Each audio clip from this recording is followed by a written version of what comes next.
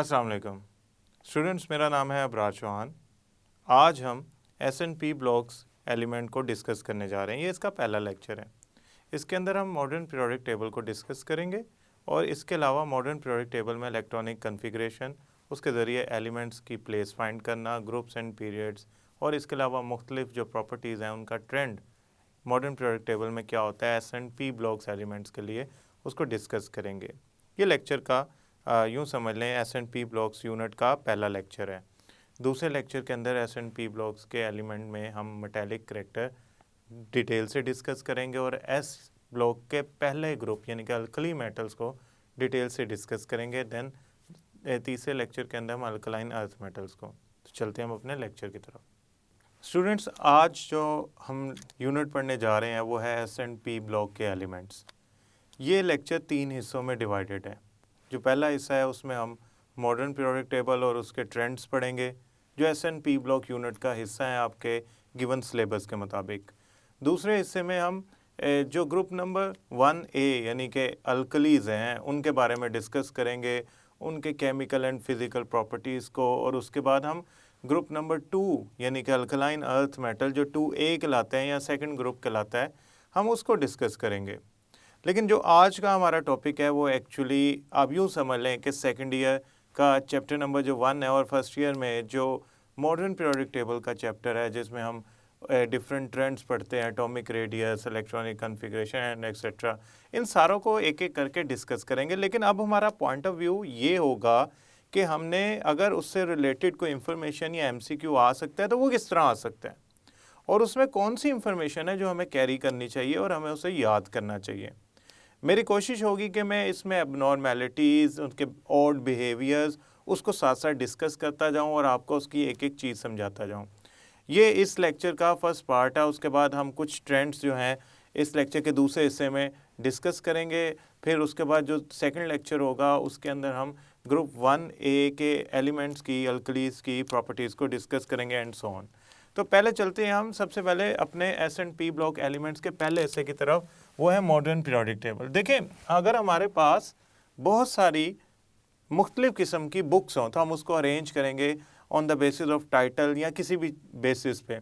इसी तरह अगर हम एलिमेंट्स की बात करें तो हमारे पास बहुत सारे एलिमेंट्स हैं। अगर हम अपनी ओल्ड बुक तक रहें, जो चूँकि काफ़ी अर्से पहले लिखी गई थी, लिहाजा अगर हम पुरानी बुक की या अपनी बुक की बात करें तो उसमें तकरीबन 112 एलिमेंट्स हैं जिनको अरेंज किया गया है एक पीरियोडिक टेबल की फॉर्म में। समहाउ मॉडर्न बुक्स या अगर आप न्यू पीरियोडिक टेबल पढ़ें जो आपके 2022 तक 118 एलिमेंट्स जो हैं 118 एलिमेंट्स जो हैं वो मौजूद हैं। लेकिन हमने बुक तक रहना है, हमने 112 एलिमेंट्स को डिस्कस करना है, 112 एलिमेंट्स को अरेंज करना है। अब वो किस बात पे अरेंज हो सकता है? देखिए, दो आपके पास बेसिस हैं एलिमेंट्स को अरेंज करने की। पहली जो है ना वो मेंडलीव पीरियोडिक टेबल में यूज़ की गई थी बेसिस, और वो बेस थी असल में एटॉमिक मास, जिसके बिना पर बहुत सारे एलिमेंट्स को अरेंज किया था।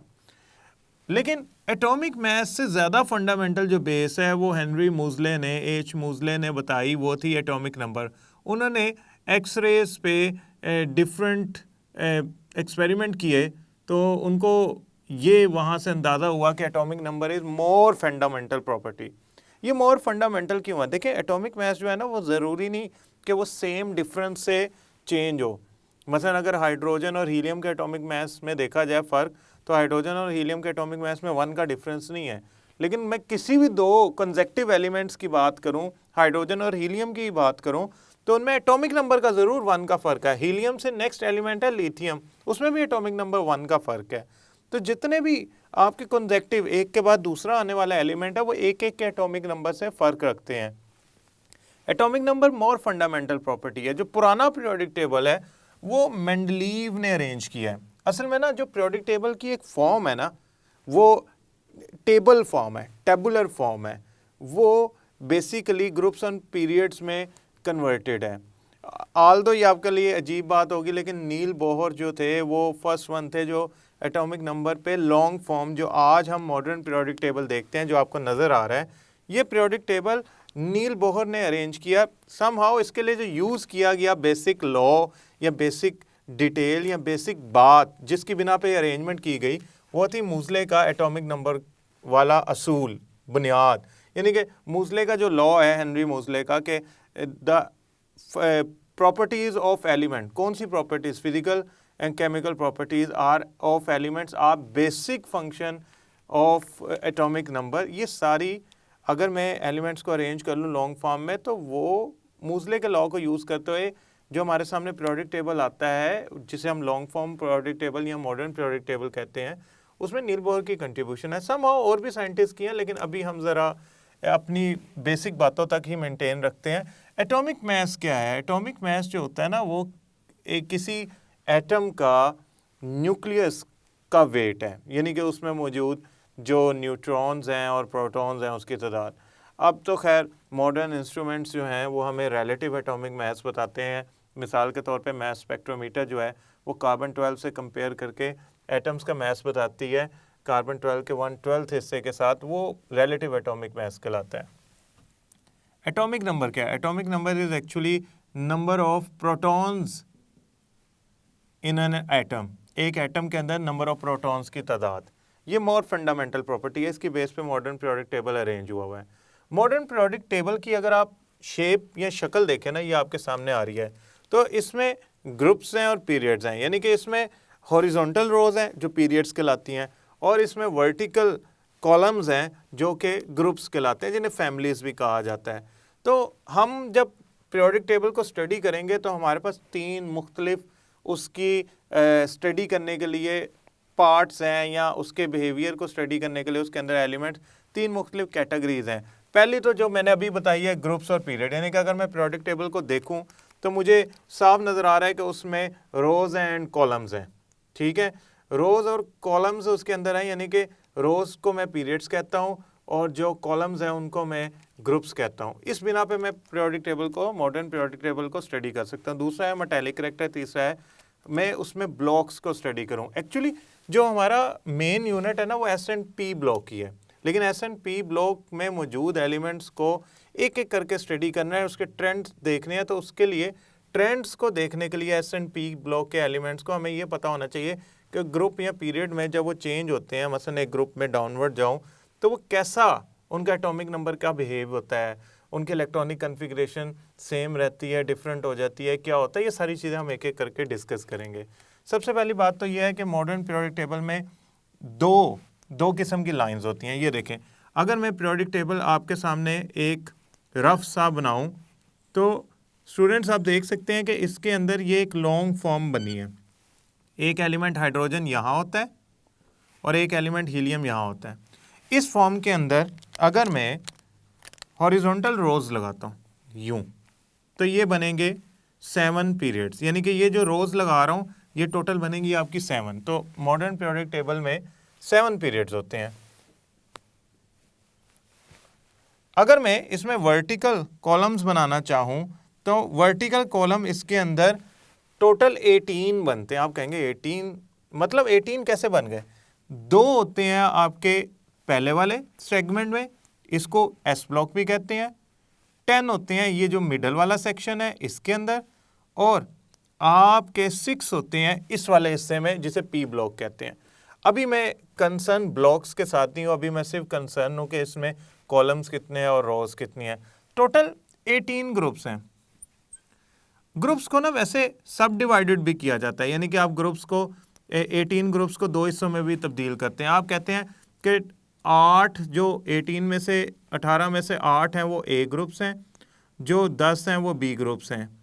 ए ग्रुप्स वाले जो आपके एलिमेंट्स हैं वो असल में एस और पी ब्लॉक वाले हैं, या आप यूं कह लें ये जो आपको पीरियोडिक टेबल में जो दरमियान वाला सेगमेंट है ना, इसके अलावा जो फर्स्ट और ये सेकंड यानी कि दरमियान वाले को छोड़ के शुरू वाला और आखिर वाला जो ब्लॉक नज़र आ रहा है ना, ये वाले एलिमेंट्स कहलाते हैं ए ग्रुप के एलिमेंट्स। इनको नॉर्मल एलिमेंट्स भी कहते हैं, नॉर्मल एलिमेंट्स भी कहते हैं।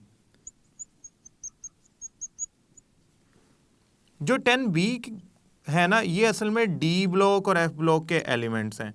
ये ऐसे एलिमेंट्स हैं जो कि ट्रांजिशन मेटल्स पे मुश्तमिल हैं। ये ट्रांजिशन मेटल से मिलके बने होते हैं। तो अगर हम ग्रुप्स में डिवाइड करें तो हम ग्रुप्स में दो किस्म की डिवीजन्स कर सकते हैं, नॉर्मल एलिमेंट्स की, ट्रांजिशन मेटल्स की या एलिमेंट्स की। वो जो नॉर्मल एलिमेंट्स हैं और ट्रांजिशन एलिमेंट में थोड़ा फ़र्क है। किस चीज़ का फ़र्क है वो बाद में देखते हैं। सबसे पहले तो ग्रुप हमारे टोटल जो हैं वो 18 हैं, और 18 में से जो पुरानी पार्ट्स हैं उसमें 8 ए हैं और 10 जो हैं वो बी हैं। अगर मैं पीरियोडिक टेबल में पहले नॉर्मल एलिमेंट्स की बात करूं, ट्रांजिशन एलिमेंट्स खैर हमारा कंसर्न नहीं है, वो एक अलग से यूनिट है, उसमें वो डिटेल से डिस्कस हो सकता है। नॉर्मल एलिमेंट्स की ग्रुप के अंदर बात करूं तो कोई भी ग्रुप लेता हूं, मिसाल के तौर पे मैं ग्रुप लेता हूं 1A और फिर लेता हूं ग्रुप 2A। ये दो मैंने ग्रुप लिए, ठीक है। इस ग्रुप के जब मैं एलिमेंट्स लिखता हूं, से मैं एलिमेंट लिखता हूं ग्रुप नंबर 1A का हाइड्रोजन। अब ग्रुप नंबर 1A का जो हाइड्रोजन है ना, वो एक एलिमेंट है पहले ग्रुप का, उसके नीचे है lithium, sodium, potassium, rubidium, caesium, francium. अब जब मैं इन एलिमेंट्स का लिख रहा होता हूँ किसी ग्रुप में, या ग्रुप नंबर 1A में मैं एलिमेंट्स लिख रहा हूँ, तो उसमें जो पहला एलिमेंट है ना, इसका एटॉमिक नंबर है 1। जो दूसरा एलिमेंट है ना, उसका एटॉमिक नंबर है 3। अब उससे आगे के एटॉमिक नंबर यकीनन याद करना थोड़ा मुश्किल काम है। उसका हल क्या है? देखें, पहले से जब दूसरे ग्रुप में जाते हैं ना, तो एटॉमिक नंबर का फ़र्क जो आता है ना, वो 2 का आता है। ये मैं अब आपको एक छोटा सा हिंट बता रहा हूँ। पहले से दूसरे पीरियड में या पहले से दूसरी रो में जाते हैं, ग्रुप के पहले से दूसरे एलिमेंट में जाते हैं, एक ही ग्रुप के दूसरे एलिमेंट में, तो उसमें 2 एटॉमिक नंबर का फ़र्क आता है। फिर तीसरे में, दूसरे से तीसरे में जाए तो 8 का फ़र्क आता है, यानी कि अगर इसका 3 है तो इसका एटॉमिक नंबर 11 होगा। तीसरे से चौथे में जाए फिर 8 का फ़र्क आता है, यानी कि अगर इसका 11 है तो इसका 19 होगा। फिर अगर 19 यानी कि आपका पहला, दूसरा, तीसरा, चौथा, चौथे से पाँचवें में जाए 18 का फ़र्क आता है। अब 19 और 18 अगर मैं ऐड कर लूँ तो ये 37 बनता है, यानी कि 18 और 19 की फिगर में आपस में ऐड कर लूँ तो मेरे पास 37 बनता है। फिर अगर मैं इसमें 18 का फ़र्क आएगा, यानी कि आप जब एक ही ग्रुप में पहले से दूसरे एलिमेंट में गए तो एटॉमिक नंबर 2 का फ़र्क आया, दूसरे से तीसरे में गए 8 का फ़र्क आया, यानी कि यहाँ से यहाँ तक का 2 है, यहाँ से यहाँ तक का 8 है, अब यहाँ से यहाँ तक का गेन 8 है, फिर यहाँ से यहाँ तक का 18 है, यहाँ से यहाँ तक का गेन 18 है। अब 37 और 18 आपस में आप ऐड कर लें, यहाँ आ गया 5, 3 1 4 1 5, 55, तो ये आएगा आपका 55। और अब जो नेक्स्ट होगा ना आखिरी, उसमें आपने 32 ऐड करना है, यानी कि आपका जो लास्ट एलिमेंट होगा उसके एटॉमिक नंबर में जो फ़र्क होगा वो 32 का होगा। अब आप 55 में 32 ऐड कर लें तो ये आपका बना 87। तो फ्रांशियम का जो एटॉमिक नंबर होता है 87 होता है। यूजुअली एक ग्रुप का जो आखिरी एलिमेंट होता है, उसके बारे में 2 पेशन गोइयाँ आप याद रखिएगा। एक, वो मेटालिक करैक्टर में ज़्यादा होगा, उसका मेटालिक करैक्टर सबसे ज़्यादा होगा किसी भी ग्रुप का। मसलन मैं अगर बी ग्रुप्स को छोड़ दूं, मैं सिर्फ ए ग्रुप की बात कर रहा हूँ, यानी कि एस और पी ब्लॉक की बात कर रहा हूँ, तो मेटालिक करैक्टर का ज़्यादा होना उस ग्रुप के आखिरी एलिमेंट में होगा। दूसरी पेशन गोई ये है कि ये रेडियो एक्टिव हो सकता है, जैसे कि फ्रांशियम एक रेडियो एक्टिव एलिमेंट है, थोड़ी देर के लिए प्रोड्यूस होता है, देन ये ख़त्म हो जाता है। अगर मैं आपको दूसरे ग्रुप की तरफ लेके चलूँ तो दूसरे ग्रुप के अंदर जो हमारे पास एलिमेंट्स हैं, उसमें हाइड्रोजन के सामने कोई एलिमेंट नहीं है। उसमें फिर क्या है? असल में ये ग्रुप शुरू होता है लिथियम के ऑपोजिट से, सामने से, beryllium, magnesium, calcium, strontium, barium, radium, आर मैं यहाँ लिख लेता हूँ। अब इसका एटॉमिक नंबर कैसे पता लगेगा? देखें, लिथियम से नेक्स्ट एलिमेंट बेरिलियम है, तो बेरिलियम का एटॉमिक नंबर क्या होगा? 4 होगा। अब बेरिलियम से आपने आगे जाना है। बेरिलियम से अगर आप आगे जाते हैं तो आप असल में दूसरे एलिमेंट से तीसरे एलिमेंट की तरफ जा रहे हैं, तो आपको जो फ़र्क करना पड़ेगा वो 8 का फ़र्क करना पड़ेगा, यानी कि 4 में 8 जमा करें तो मैग्नीशियम का एटॉमिक नंबर बनेगा 12, कैल्शियम का एटॉमिक नंबर बनेगा 12 में दोबारा 8 जमा करें तो कैल्शियम का एटॉमिक नंबर बनता है 20। स्ट्रोंशियम का 20 में अब देखें ना, 2 दफ़ा 8 जमा कर दिया, अब 2 दफ़ा 18 जमा करना है तो ये बनेगा आपके पास 38। बेरियम का आपके पास बनेगा अगेन, इसमें आपने 18 जमा करना है तो ये बनेगा 56। अब 56 में अगर आप 32 जमा करते हैं तो आपके पास रेडियम का एटॉमिक नंबर आ जाएगा। अगेन रेडियम एक रेडियो एक्टिव एलिमेंट है और ये डीकम्पोज हो जाता है इन अदर एलिमेंट समहाउ। अगर आप इसमें भी प्रिडिक्शन लगाना चाहें आखिरी एलिमेंट के बारे में तो वो यही होगी कि वो एक रेडियो एक्टिव इन नेचर है और उसका मेटालिक कैरेक्टर डेफिनेटली ज़्यादा होगा समहाउ। अगर मैं ग्रुप्स की बात कर रहा हूँ तो आपको इलेक्ट्रॉनिक कन्फिग्रेशन की ये ट्रिक पता होनी चाहिए कि किसका एटॉमिक नंबर क्या होगा। ये कैसे पता लगेगा, ये आपको सिंपल बात पता होनी चाहिए। ग्रुप में जो इलेक्ट्रॉनिक कन्फिग्रेशन होती है आखिरी, यानी कि वैलेंस शेल की जो इलेक्ट्रॉनिक कन्फिग्रेशन होती है वो सिमिलर होती है। अब उसको कैसे अंदाज़ा लगाएंगे, सबसे पहले तो हमारे पास एक बेसिक तरीका होता है, वो ये होता है कि हम इलेक्ट्रॉनिक कन्फिग्रेशन में इसको एक एक करके पढ़ लें। दूसरा ये है कि मैं आपको इस ग्रुप की इलेक्ट्रॉनिक कन्फिग्रेशन के बारे में थोड़ा सा एनालाइज करवा दूं, देन हम पीरियड्स की तरफ चलते हैं। देखें, सबसे पहली बात तो ये है कि आपके पास अगर ग्रुप की बात कर रहा हूँ, group 1A, group 2A, group 3A, group 4A, group 5A, group 6A, group 7A और ग्रुप 8 को हम ज़रा बाद में डिस्कस करेंगे, वो एक अलहदा से डिस्कस करने वाली चीज़ है, उसमें काफ़ी डिटेल्स हैं। अगर मैं ग्रुप 1A की बात करूं तो इसमें मैंने अभी सारे एलिमेंट्स लिखे हैं। मैं ऐसा करता हूं, इसका जो पहला एलिमेंट है ना हाइड्रोजन और दूसरा लिख देता हूं लिथियम। फिर मैं लिखता हूं ग्रुप 2A के पहले 2 एलिमेंट। अब हाइड्रोजन के सामने तो होता नहीं तो यहाँ होगा बेरिलियम, मैग्नीशियम। ग्रुप 3A के बोरॉन, ठीक है, एल्यूमिनियम।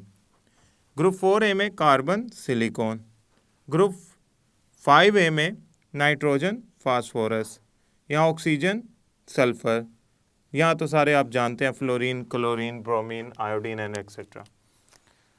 अब बात यूँ है कि अगर मैं इलेक्ट्रॉनिक कन्फिग्रेशन की इनकी बात करता हूँ तो इलेक्ट्रॉनिक कन्फिग्रेशन में इनका एक ख़ास पैटर्न है हर ग्रुप के अंदर। वो पैटर्न क्या है, जो इलेक्ट्रॉनिक कन्फिग्रेशन ग्रुप 1 की है ना वो सिमिलर होगी ग्रुप 2 के तमाम एलिमेंट्स की, चाहे मैग्नीशियम के नीचे कैल्शियम, स्ट्रोंशियम, बेरियम लिख लूँ या एंड तक लिख लूँ रेडियम तक, उन सारों की इलेक्ट्रॉनिक कन्फिग्रेशन सेम होगी, सिमिलर होगी, यानी कि उसका जो आखिरी सब शेल है वो एक जितने इलेक्ट्रॉन रखता होगा। Same for the group 3A, 4A, 5A, 6A, 7A और 8A। अभी हम डिटेल में जाने की बजाय सबसे पहले पीरियड को डिस्कस कर लेते हैं, देन हम चलते हैं इनकी डिटेल्स की तरफ, इलेक्ट्रॉनिक कन्फिग्रेशन की तरफ। और इलेक्ट्रॉनिक कन्फिग्रेशन में हम ये पढ़ेंगे कि किस तरह इलेक्ट्रॉनिक कन्फिग्रेशन सिमिलर हो तो बिहेवियर क्या होगा। जो मॉडर्न पीरियोडिक टेबल है उसमें जो नंबर ऑफ रोज हैं, मसलन ये आपके सामने एक मॉडर्न पीरियोडिक टेबल है, इसमें नंबर ऑफ रोज जो है ना वो 7 है। 7 नंबर ऑफ रोज इंडिकेट करती हैं कि इसमें एलिमेंट्स जो हैं वो रोज की सूरत में 7 में अरेंज हुए हुए हैं। अगर आप गौर से देखें तो मॉडर्न पीरियोडिक टेबल के अंदर जो पहला पीरियड है उसमें 2 एलिमेंट है, हाइड्रोजन और हीलियम। जो दूसरा और तीसरा पीरियड है इसके अंदर जो नंबर ऑफ एलिमेंट्स हैं वो 8 और 8 हैं। तीसरा पीरियड और जो आपका दूसरा और तीसरा वो सेम अमाउंट रखते हैं। चौथा और पांचवा जो है वो 18 रखते हैं। छठा और सातवां जो है वो छठे में 26 हैं हमारी बुक के मुताबिक, जो ओल्ड है। नए हैं उसमें 6 में 26 हैं और उसमें 32 हैं। खैर अभी हम ज़रा इसको एक एक करके पढ़ते हैं, हम इसकी पीरियोडिक टेबल की बेसिक डिटेल को समझते हैं। उसमें जो पीरियड है वो 7 है, 1, 2, 3, 4, 5, 6, 7। 1 के अंदर 2 एलिमेंट्स हैं जो हाइड्रोजन और हीलियम, ये 2 रखता है। सेकंड के अंदर आपके 8 हैं, थर्ड के अंदर भी 8 हैं, फोर्थ और फिफ्थ में 18 एलिमेंट्स हैं।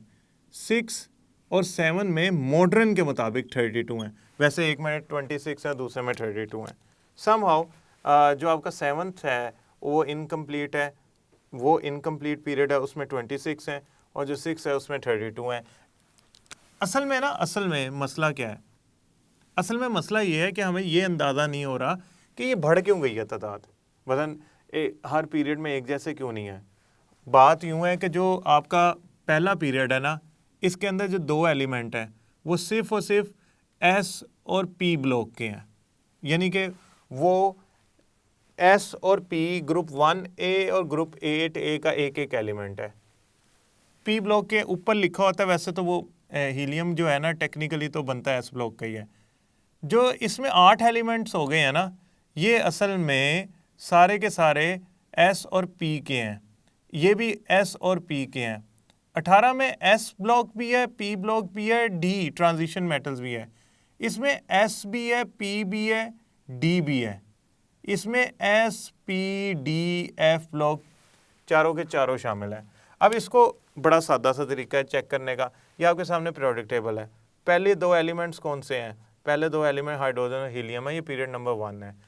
उसके बाद जाएं ज़रा, उसके बाद अगर आप जाते हैं तो आपको lithium, beryllium, carbon, nitrogen second period के एलिमेंट्स, वो सारे, अगर मैं शुरू करता हूँ लिथियम से और मैं जाता हूँ नियोन तक, तो मेरे टोटल 8 एलिमेंट्स बनते हैं। नीचे आए, लिथियम के नीचे कौन सा एलिमेंट है? लिथियम के नीचे है सोडियम। सोडियम से अगर मैं आर्गोन तक जाता हूँ तो मेरे अगेन 8 एलिमेंट्स बनते हैं।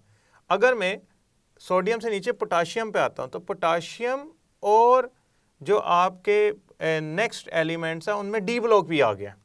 अब डी के भी 10 एलिमेंट्स जो है ना उसमें शामिल हो गए हैं, दरमियान वाला जो पार्ट है वो भी आ गया, उसके भी 10 एलिमेंट शामिल हो गए, तो टोटल ये 18 हो गए। Same for the 5th। उसके बाद जो 6 और 7th हैं उनमें लेंथेनाइड और एक्टिनाइड्स हैं। 14 एलिमेंट्स जो है ना एफ ब्लॉक के, वो उसमें से निकल के अलग हुए हुए हैं। हम उनको इनर ट्रांजिशन एलिमेंट्स कहते हैं, और जो डी ब्लॉक के अंदर एलिमेंट्स लिखे गए हैं उनको आउटर ट्रांजिशन, यानी कि ये ट्रांजिशन एलिमेंट्स की तादाद बढ़ गई है, जिसकी वजह से 6 और 7th पीरियड में ये टोटल 32 हो गए हैं।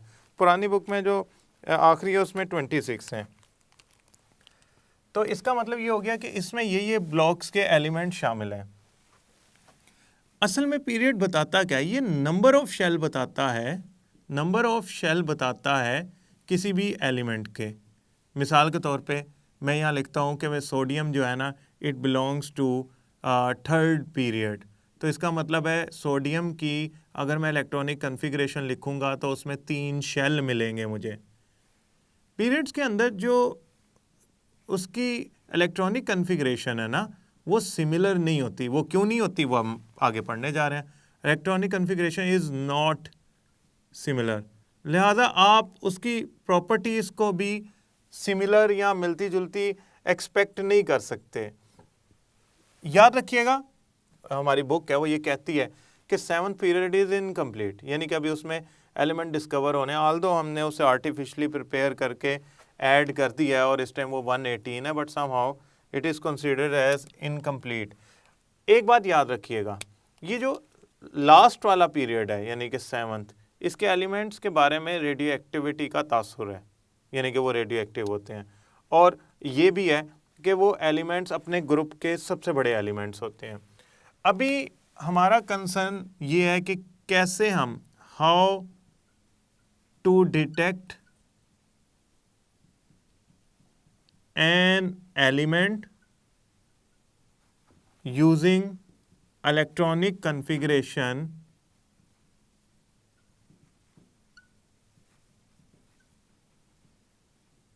बल्कि एलिमेंट का पीरियड और ग्रुप कैसे डिटेक्ट किया जाए, इलेक्ट्रॉनिक कन्फिग्रेशन अपने सामने रखते हैं। देखिए अब ना ये जो टॉपिक है ना इलेक्ट्रॉनिक कन्फिग्रेशन का, ये बहुत ज़्यादा आप यूँ समझ लें, हमें थोड़ा सा रिगरस इसको एक्सप्लेन करना पड़ेगा कि आपके पास एक एलिमेंट है से एक्स और इसका एटॉमिक नंबर है 13 and we don't know what that element is. मुझे नहीं पता ये कौन सा एलिमेंट है और कहाँ है, प्लेस्ड है, उसका ग्रुप क्या है, पीरियड क्या है। तो इस सारी चीज़ों को ना हम एक एक करके पढ़ेंगे। इसके मतलब अक्सर MCQ आते हैं इलेक्ट्रॉनिक कन्फिग्रेशन से मतलब कि ये एक एलिमेंट है, इसके इलेक्ट्रॉनिक कन्फिग्रेशन से कैसे अंदाज़ा लगाएंगे कि कौन से ग्रुप में बिलोंग करता है, कौन से पीरियड में बिलोंग करता है। फॉर एग्जांपल एक एमसीक्यू है, वो कहता है कि आपका एक एलिमेंट है X13, इसका ग्रुप कौन सा है। नीचे ग्रुप में 4 ऑप्शन दी गई हैं ABCD। Will look into it कि हम इसकी कौन सी ऑप्शन को सिलेक्ट करें। ऑप्शन हमारे पास है 3, 4, 5, नन। लेट्स सी के इसमें से कौन सी ऑप्शन होती है। उसके लिए मैंने कुछ एलिमेंट्स लिख लिए हैं। पहले ग्रुप के सारे एलिमेंट्स लिख लेता हूँ। हाली ने की रब से फरियाद, ठीक है। अच्छा, ये beryllium, magnesium, calcium, strontium, barium, radium. अब बात यूं है कि इसका भी बनता है बी मज का सर बड़ा, ठीक है। लेकिन मेरी कोशिश ये है कि मैं उसको उतना ही बताऊं, जो एलिमेंट्स के नाम है उसी हिसाब से बताऊं। अगर आप देखना चाहते हैं कि इलेक्ट्रॉनिक कॉन्फ़िगरेशन का इसमें क्या ट्रेंड है, तो मैं ऐसा करता हूं, इसमें से रैंडम 3 एलिमेंट पिक करता हूं। मैं पहले करता हूं लिथियम 3, सोडियम 13, पोटाशियम 19 और रुबिडियम 37।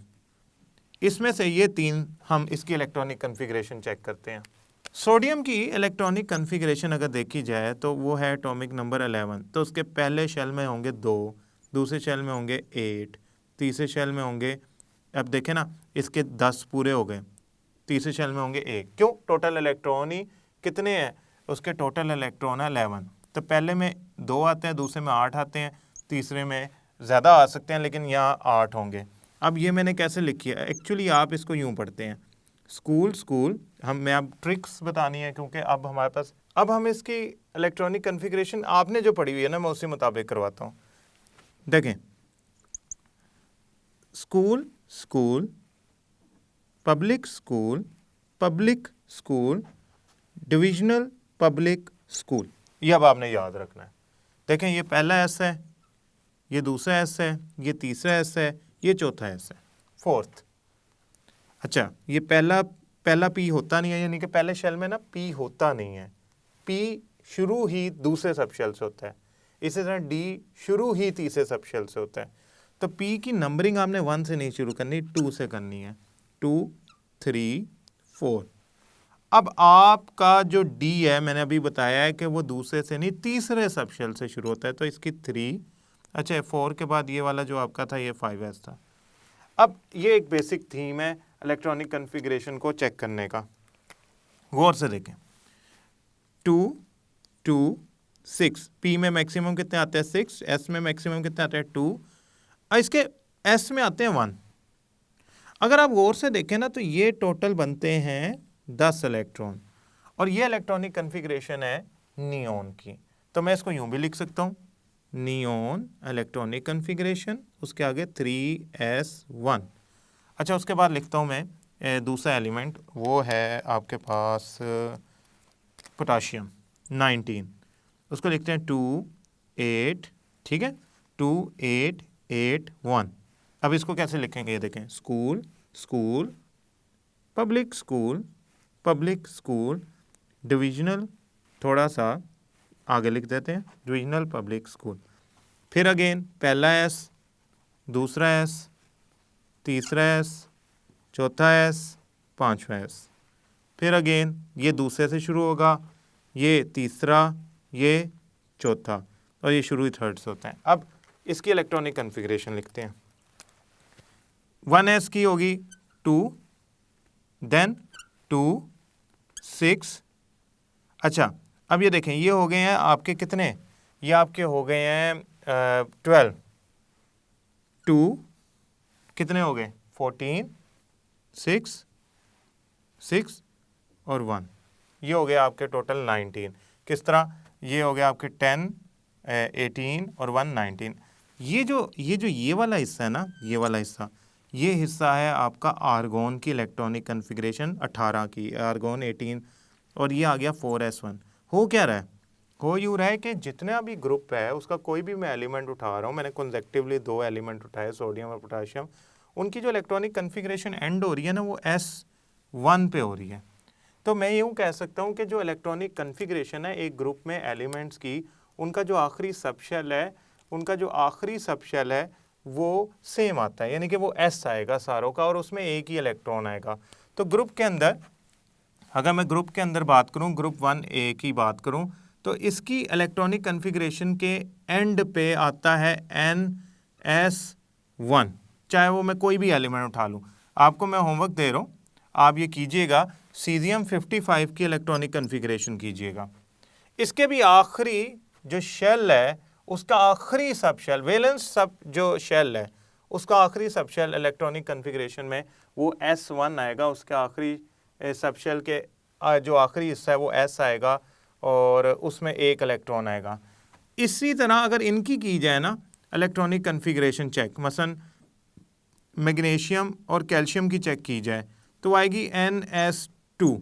ये में इन दोनों की इलेक्ट्रॉनिक कन्फिग्रेशन का एनालिसिस हम इनके अंदर डिटेल्स में भी जाके करेंगे जब हम इनको एज अ सेपरेट लेक्चर पढ़ेंगे। इसकी की जाए ना तो आती है NS2NP1। इन सारों की, यानी कि ग्रुप 3A के जितने एलिमेंट्स हैं, चाहे वो बोरोन है, चाहे वो एल्यूमिनियम है, या इससे नीचे वाले एलिमेंट्स हैं, उन सारों के जितनी भी इलेक्ट्रॉनिक कन्फिग्रेशन है, अगर उसको हल किया जाए तो एंड पे P, यानी कि P सबशेल के अंदर एक इलेक्ट्रॉन आएगा। इसमें 4A की जो इलेक्ट्रॉनिक कन्फिग्रेशन, अब एक एक बढ़ाते जाएं। देखें आपने क्या करना है, जब आपने एक ग्रुप से दूसरे ग्रुप में आना है तो एक इलेक्ट्रॉन बढ़ा देना है आखिरी इलेक्ट्रॉनिक कन्फिग्रेशन, आखिरी वैलेंस शेल के सब शेल में। तो NS2NP2 ये होगा, NS2NP3 ये होगा, NS2NP4 ये होगा, NS2NP5। अब ये जो है ना, मैंने इलेक्ट्रॉनिक कन्फिग्रेशन लिखी है इनकी जनरल। मतलब आप किसी भी एलिमेंट को देखना चाहते हैं तो आप एक चीज़ ज़रा गौर करें। मैं जो ग्रुप की बात कर रहा हूँ, तो ग्रुप कैसे इंडिकेट हो रहा है? ग्रुप ऐसे इंडिकेट हो रहा है कि जो वैलेंस शेल है उसमें मौजूद इलेक्ट्रॉन्स की तादाद ग्रुप इंडिकेट करिए। मिसाल के तौर पे मैं कोई भी एलिमेंट उठाता हूँ तो उसके आखिरी शेल के अंदर टोटल इलेक्ट्रॉन एक आ रहा है, तो वैलेंस इसके वैलेंस शेल में टोटल इलेक्ट्रॉन 3 आ रहे हैं, लिहाजा ग्रुप 3 का मेंबर है। इसके वैलेंस शेल में टोटल 6 इलेक्ट्रॉन आ रहे हैं, लिहाजा ये ग्रुप 6 का मेंबर है। इसके वैलेंस शेल में टोटल इलेक्ट्रॉन जो आ रहे हैं वो आ रहे हैं 7, लिहाजा ग्रुप 7 का मेंबर है। अब मेरे पास था X13, मुझे नहीं पता ये किसका मेंबर है या ये कैसे आ रहा है, तो मैं ऐसा करता हूँ, इसकी इलेक्ट्रॉनिक कन्फिग्रेशन लिखता हूँ X13 की। तो मैं लिखूंगा 1S2 स्कूल पब्लिक स्कूल, ठीक है, 2P, अब ये कितना हो गया 6, तो यहाँ पे आएगा 3S2 3P1। अगर आप गौर करें तो इसके वैलेंस शेल में 3 इलेक्ट्रॉन आए हैं। वो डेफिनेटली वो वैसे ही अंदाज़ा हो गया था मुझे कि उसकी जो आखिरी शेल की जो शक्ल निकल रही है ना, वो NS2NP1 निकल रही है, लिहाजा ये ग्रुप नंबर 3 का मेंबर होगा। क्यों? अगर मुझे नहीं भी अंदाज़ा हो रहा है ना, आप सिंपली क्या करें, वैलेंस शेल हाईलाइट करें। वैलेंस शेल हाईलाइट करने के बाद उसमें इलेक्ट्रॉन की तादाद गिनें, जितने इलेक्ट्रॉन की तादाद होगी वो ग्रुप नंबर होगा। तो इसका जो ग्रुप नंबर होगा वो होगा 3 इसका होगा ग्रुप नंबर।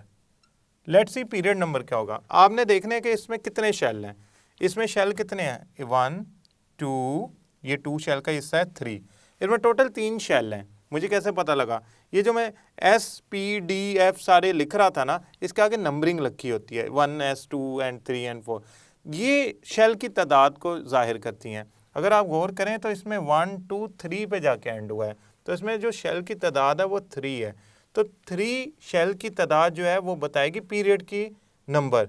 तो आपने क्या करना, आपने सिंपली ये चेक करना है इलेक्ट्रॉनिक कन्फिग्रेशन में कि उसमें वैलेंस इलेक्ट्रॉन्स कितने हैं। वैलेंस इलेक्ट्रॉन्स की तादाद ग्रुप बता देगी। आपने चेक करना है नंबर ऑफ शेल्स कितने हैं, बल्कि ये लिखा हुआ है नंबर ऑफ शेल, अगर हमें पता लग गया तो पीरियड्स बता देंगे। तो बड़ी सादी सी बात है कि कोई भी एलिमेंट आ जाए, कोई भी एलिमेंट, आप उसको आसानी से जज कर सकते हैं कि वो किस एटॉमिक नंबर का है। आप उस एटॉमिक नंबर का इलेक्ट्रॉनिक कन्फिग्रेशन लिखें।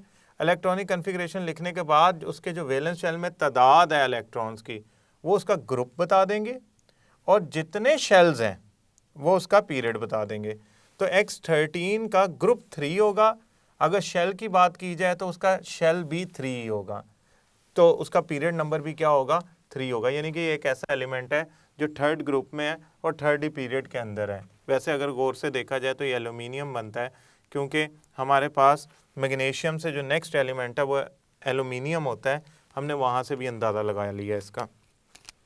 अब एक बात और गौर से देखिएगा, इलेक्ट्रॉनिक कन्फिग्रेशन हर ग्रुप में वैलेंस शेल की, यानी कि हर एक के वैलेंस शेल में ग्रुप 7 की बात की जाए 7 आ रहे हैं, ग्रुप 6 की बात की जाए 6 आ रहे हैं, ग्रुप 5 की बात की जाए 5 आ रहे हैं। लिहाजा इनकी केमिकल प्रॉपर्टीज़ भी मिलती जुलती होंगी। मसलन ग्रुप 1 के वैलेंस शेल में सारों में हाइड्रोजन को छोड़ के, हाइड्रोजन के भी बेशक 1 आते हैं, मैं अभी ग्रुप 1 में हाइड्रोजन को इसलिए कंसीडर नहीं कर रहा क्योंकि अपेरेंटली इलेक्ट्रॉनिक कन्फिग्रेशन सेम होने की वजह से, सिमिलर होने की वजह से वो उसी ग्रुप में ऐड तो कर दिया गया, लेकिन उसकी प्रॉपर्टीज़ जो है ना वो उस ग्रुप से नहीं मिलती, वो एबनॉर्मल है। समहाउ अगर आप ग्रुप में डाउनवर्ड जाते हैं तो इलेक्ट्रॉनिक कन्फिग्रेशन जो है इन सारों की सेम है, लिहाजा इनकी केमिकल प्रॉपर्टीज़ भी सेम होंगी, सिमिलर होंगी, मिलती जुलती होंगी। सेम नहीं कहना चाहिए, सिमिलर कहना चाहिए। वो केमिकल प्रॉपर्टीज़ इनकी सिमिलर होंगी। मिसाल के तौर पे सारों के वैलेंस शेल में एक इलेक्ट्रॉन है ग्रुप 1A के, ठीक है, इसे अल्कलीज भी कहते हैं। सारों के वैलेंस शेल में एक इलेक्ट्रॉन है, एक इलेक्ट्रॉन आसानी से दिया जा सकता है ताकि ऑक्टेट रूल पूरा हो जाए। जब वो एक इलेक्ट्रॉन दे देंगे तो होगा क्या, एक इलेक्ट्रॉन के देने से होगा यूं कि उनकी जो इलेक्ट्रॉनिक कन्फिग्रेशन वो 8 पे आ जाएगी। मिसाल के तौर पे सोडियम का 3s का एक इलेक्ट्रॉन अगर निकाल दिया जाए तो पिछला बचता है 2 सेकंड शेल, और सेकंड शेल में 8 इलेक्ट्रॉन है, लिहाजा वो क्या होगा, स्टेबल हो जाएगा, सीधी सी बात है। अब ये सारे इलेक्ट्रॉन लूज करना पसंद करते हैं, लिहाजा सारे के सारे मेटेलिक करैक्टर शो करते हैं, इलेक्ट्रॉन लूज करना पसंद करते हैं, इलेक्ट्रोपॉजिटिव करैक्टर शो करते हैं। हाँ, ये एक अलहदा बहस होगी हमारी कि उसमें आयोनाइजेशन एनर्जी सारों की कम है तो किसकी बहुत कम है, किसकी ठीक है, नॉर्मल है, कौन मेटेलिक करैक्टर ठीक है, गुजारा लायक शो करता है, कौन ज़्यादा शो करता है, ये एक अलहदा बहस है। लेकिन होंगी सारी मेटल्स लूज सारी +1 करेंगी, एक इलेक्ट्रॉन लूज करेंगी, +1 चार्ज लाएंगी। सो इलेक्ट्रॉनिक कन्फिग्रेशन के सिमिलर होने की वजह से उनकी केमिकल प्रॉपर्टीज़ भी सिमिलर होती हैं। फिजिकल प्रॉपर्टीज़ चेंज हो जाती हैं। फिजिकल प्रॉपर्टी डिपेंड करती हैं साइज़ पे, मैस पे, एटम का साइज़ चेंज हो जाता है along the group, along the period, तो फिजिकल प्रॉपर्टीज़ भी चेंज हो जाती हैं। लेकिन इतना फ़र्क नहीं पड़ता कि वो बहुत ही ज़्यादा कोई फ़र्क आ जाए। यस, पी ब्लॉक के कुछ एलिमेंट्स में बहुत ज़्यादा एबनॉर्मेलिटीज़ हैं, लेकिन समहाउ वो मिलती जुलती ही एक ग्रुप के अंदर केमिकल प्रॉपर्टीज़ और किसी हद तक फिज़िकल प्रॉपर्टीज़ में जो चेंज है वो ग्रेजुअल होता है, वो समझ में आता है कि क्यों हो रहा है। सो इलेक्ट्रॉनिक कन्फिग्रेशन में हमारा जो असल कंसर्न है वो ये है कि हमें इलेक्ट्रॉनिक कन्फिग्रेशन आनी चाहिए। उसके लिए सिंपल स्कूल पब्लिक स्कूल वाला फार्मूला है, और हमारे पास जो इलेक्ट्रॉनिक कन्फिग्रेशंस आएंगी यूजुअली उसमें 3 रूल्स अप्लाई होंगे, और वो हम ऑलरेडी उसके बारे में पिछले लेक्चर्स में डिस्कस कर चुके हैं। अभी हमारा जो कंसर्न है वो एस और पी ब्लॉक में बेसिक ट्रेंड था जो पीरियोडिक टेबल के अंदर मौजूद थे। अब हम ज़रा चलते हैं, अब ग्रुप में आपको 2 ट्रेंड पता लग गए। ग्रुप में पहला ट्रेंड आपको ये पता लगा कि इलेक्ट्रॉनिक कन्फिग्रेशन जो है ना वो वैलेंस शेल की सिमिलर होगी, उसमें वैलेंस शेल में नंबर ऑफ इलेक्ट्रॉन एक जितने आएंगे, जिसकी वजह से उनकी केमिकल प्रॉपर्टीज़ मिलती जुलती होंगी। दूसरा आपको ये पता लगा कि इलेक्ट्रॉनिक कन्फिग्रेशन से हम ये पता लगा सकते हैं पीरियड कितने हैं, कि पीरियड की तादाद का हम अंदाज़ा लगा सकते हैं। अब हम चलते हैं ट्रेंड्स की तरफ। ट्रेंड्स को हम मुख्तलिफ पार्ट्स में डिस्कस करेंगे, वो पार्ट्स एक एक करके हम सारे डिस्कस करते हैं। एक बार याद रखिएगा, आपको number of elements in a period, groups, ये सारे पता होने चाहिए। ग्रुप्स को डिस्कस किया जा सकता है फर्दर, और हम उसको जब एस और पी ब्लॉक पढ़ेंगे तो वहाँ पे हम उसको फर्दर डिस्कस करेंगे एक एक करके। अभी हमारा कंसर्न सिर्फ जनरल था ग्रुप और पीरियड के बारे में, जिसमें हमने पीरियोडिक टेबल को डिफरेंटली एक्सट्रैक्ट किया हुआ है, उसे चेक किया हुआ है। सबसे पहले हम चलते हैं, जो हमारा पहला ट्रेंड है एटॉमिक रेडियाई। एटॉमिक रेडियस जो है ना, अगर मैं बात करूं ग्रुप में, तो पीरियोडिक टेबल के ग्रुप के अंदर एटॉमिक रेडियस जो होता है ना वो बढ़ता है। क्या अप से डाउन जाए, डाउनवर्ड जाए तो एटॉमिक नंबर भी बढ़ता है, एटॉमिक साइज भी बढ़ता है, जिससे एटॉमिक रेडियस भी बढ़ता है। अल्टीमेटली जो एटॉमिक रेडियस ट्रेंड फॉलो करता है, वही आयनिक रेडियस ट्रेंड फॉलो करता है।